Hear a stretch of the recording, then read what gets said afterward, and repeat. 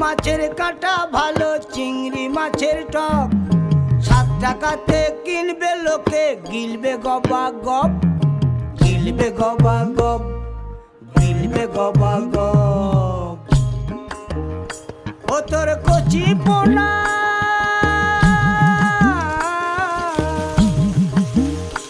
ও তোর কচি পোনা বেচে বেচে হাটে বেচা হবে গো চুনো পুঁঠি আর বেচিস না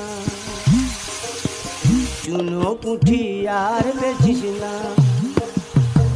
ও 30 টাকা কেজি মাছ বাবু